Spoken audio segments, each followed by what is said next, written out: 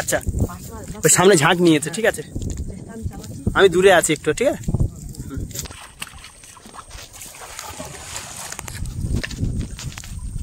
কি পাশ মাছ পড়বে?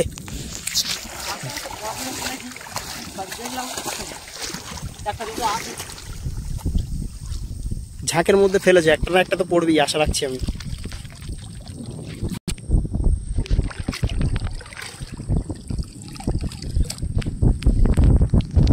তোলো তোলো তোলো তোলো তোলো, ওই তো পাশে মাছ একটা একটা দেখা যাচ্ছে, এই তো তোলো না, ধরো